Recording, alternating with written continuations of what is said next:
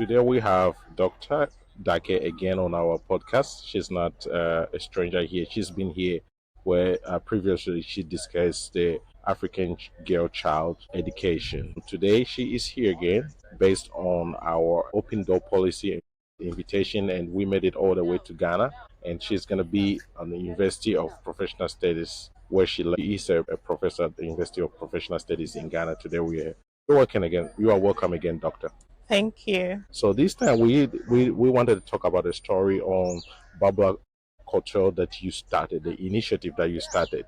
So what inspired the creation of that business? Babla Couture. Let me say, I've always been interested in fashion. As a young child, I've always wanted to get into the world of fashion. So I wanted to be a model, which really with Christians, and then the issue of Christianity, and then what the fashion world is all about. But as fate will have it, um, somewhere in 2023, a friend and then a family member, we decided that it was time to get into that space. So we decided to create a partnership, and that was how Babla Couture came about. Just um,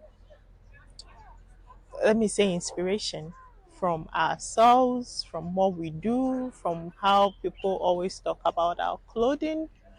And then also there is a story behind the name Babla. There is this queen mother where I work as a lecturer. There is this queen mother that was a student here, and then she used to call me Babla. Babla in Ewe means fashionista, so she used to call me Babla, um, just to connote fashionista. So anytime we see each other, we say Babla, Babla, Babla. So when it was time to start a business, a lot of names came up.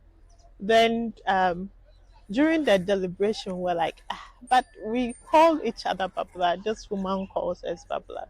So why don't we go with the name Babla? So that is how the name Babla came by, registered, etc. And then we just took off. So largely that's it, Babla Couture. Just three women coming together and deciding that it was time to start something of our own. Okay, yeah. So you've been involved with a lot of fashion and design, and as part of your career, you've been modeling since I believe secondary school level. Yeah. Yeah. So along those lines, in the formation of Baba, what were some of the biggest challenges that you faced, and Um, how did you cope with them? I would say that in business, one of the most difficult thing is actually working with people. You know, getting the right people to work with, it's an issue. So it's difficult to get the right people, people who have the right motivation to work with. And then I would also say that it's very difficult to get people that aligned with your vision. So it's not just about getting the right people, but also people who understand your vision, where you are coming from, and where you want to take the business to. It's difficult to get people to align with that. So it's been one of our biggest struggle to get the right people to work with, to get the right people that understand what we are about and where we want to carry the business to. Because, well, as part of our culture, though, we are very relaxed people as Ghanaians. Yes. And a lot of the time, we just assume that position. We want to do things in a relaxed format. So when you come in and you are in a hurry and you want things done and you want things done in a particular way, people are just not willing to move as fast as you want them. And then people are also not willing to be pushed. So they might resist when you push them. So it's been a challenge, and then the issues of funding. I mean, as a small business, one of the main things that we face is funding. Funding to get our materials, fundings to be able to create the publicity and then the visibility that we need for our products. So funding has been a really difficult issue for us. I would say that with the issue of funding, I have decided that it's better for us to create a community, because if we do not have the funds to put into our visibility, then it's better that we create. Social media is there and it's free, Mhm. but it takes a lot of effort to actually not be online. It's easy to be online, Yeah. but then to create a community that actually trusts your product Correct. and want to buy your product, that becomes difficult. So that is the task that we want to do: create a community that would actually trust our product and will want to buy our product. That is it. And every other person that agrees to work with us, that align with us, we make sure that we treat them as part owners of the business. And then also, I'll say that my knowledge in total quality management comes to play here. So everybody, it's our customer. If you are working for us, you are a customer, and we give you that privilege. We actually work hand in hand with you to feel like you are part of us, and then we appreciate you a great deal because you are there for us. So I think those are the things that have really helped our business. Social media growing slowly, but needs a lot more effort to Right. get to where at least we want it to be. Yeah, to be part of the fashion world. And for me, that is purpose. And no matter how small the business is, once I've been able to get into that space, um, that is me living my purpose, you know. So for me, success is purpose, your ability to be able to do that which you have set out to do or what you want to do. So once you've been able to start, no matter how small it is, um, for me, you're successful. You're successful. It is only when you sit at home and pity party, you're talking about not having the right capital, the money, the human support, etc., then you're not living your purpose. But once you put yourself out there and you're doing something meaningful to create value, that is you being successful. Mm. Purpose. So, what is next for Babla Couture?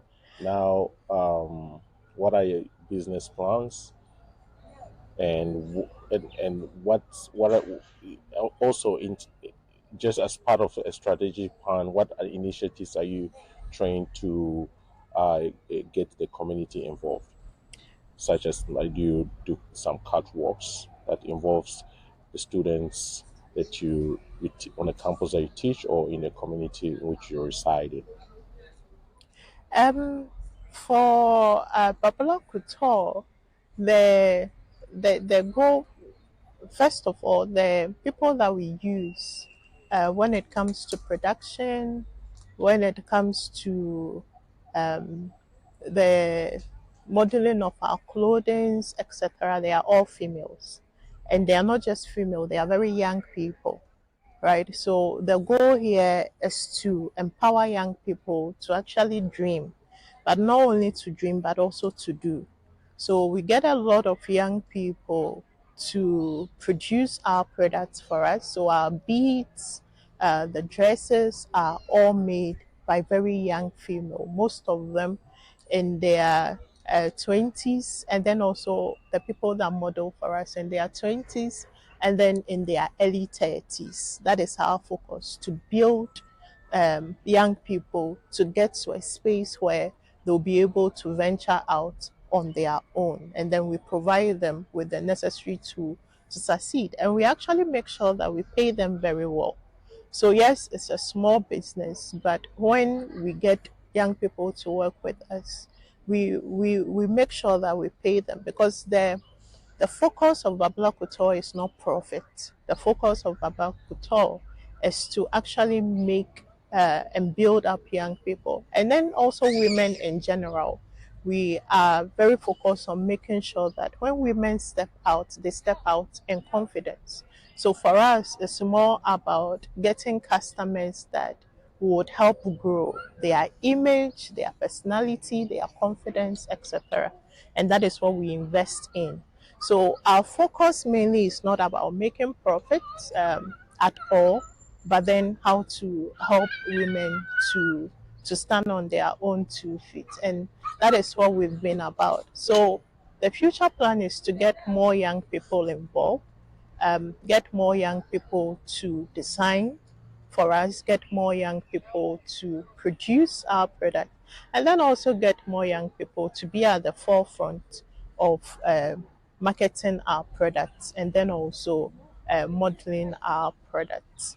And by that, we are creating a community that we can actually invest other knowledge that we have into those people to make them better.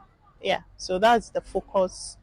Just creating a community of women that break boundaries. Yeah, thank you so much for your impressive work. We would like to thank you here from the Uplift Chronicles podcast. You are always a special guest here, Yeah. and the work, the amount of work that you are doing in our community, especially in Ghana, it's very impressive and touching, Thank especially you. for many uh, young people, both men and women, particularly children. You are a role model, and we would like to thank you. But we also want to thank you for inviting us all the way here to Ghana, and where we are having a good time here. Yeah. The weather is nice, food is Yeah. great, and The weather is nice yes, this morning. yeah. What final messages do you have for our audience? Um, I would say start. Whatever you want to do, start. Quite recently, I think just somewhere this week, I made um, a post about starting the danger of starting big, because a lot of the time we just want to hit that jackpot before we start whatever we want to start, whether it's going to school, whether it's doing that extra course, whether it's starting a business, whether it's buying shares in another business. I mean, start small, right? There is nothing wrong with starting small. So, whatever you want to do out there, just make sure that you start, and then one day at a time, incremental changes, incremental improvements, small, small, small. We have something we call a quality management Kaizen, incremental, very small, minute improvements, but they add up, you know, they add up. So make sure that you start and then you build up from that. Don't sit back and wait for something magical to happen. It doesn't work that way most of the time, let me say. So start, start.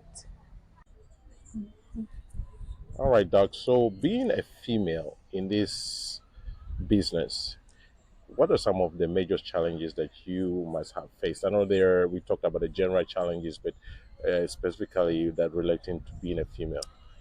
Um, I would say that um, the biggest challenge that I have faced as a female in business really has to do with what society thinks the role of a woman is, especially in our Ghanaian context, where it is believed that as a female, your place is at home, is beside your husband. So I'll say that that has been one of the biggest challenge. That people believe that you shouldn't be out there as a female, putting yourself out there, because for Babla Couture, we are a very small business. That only means that when it comes to our visibility, etc., I become a major part of promoting the product. So when it comes to modeling, yes, we have other people that help us, but then I also model our clothing. When it comes to creating our social media visibility, I'm key, basically the person at the forefront doing all that. And a lot of the time, it doesn't sit well with a lot of people. It's like, oh, you're married, you are a woman. Why don't you just sit, take a back seat? People do not want you to be out there because they believe that as a wife, your place is not out there. You shouldn't be out there. Be in your husband's home. And uh, just be quiet. So if you are a small business like mine, that becomes very difficult because the customers are out there, and until you place yourself out there, you're not going to get the customer, especially when you do not have the funds to get the celebrities to market your product for you, to create that visibility for you, and it falls on your shoulders. Then it's a challenge as a female, especially as a married female, to put yourself out there, um, and trying to create visibility for your product. I'll say that that has been the biggest challenge so far. Yeah, the ability to navigate the responsibility of a wife, or what a wife is in the Ghanaian society, and then what it also means to actually create a viable business. It's been a headache. Yeah, Yeah. I would say so. So in many, when I look at your work, I would consider it a successful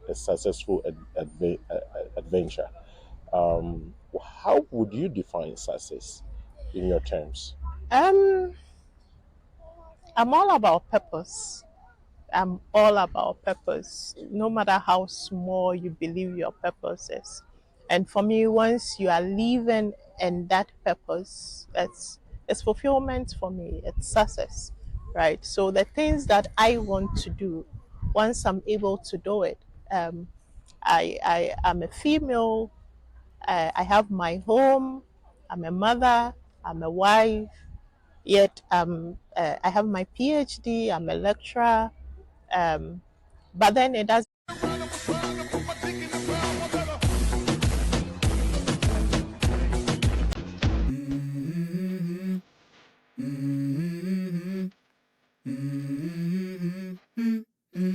Let's go. I wake up to a little bit of drool on my pillow, feel like it's gonna be a bad day. Yeah, I'm tired of shit, and the coffee ain't hit yet, damn, ain't that great. I don't wanna go to work, cause my boss is a jerk, and I'm not even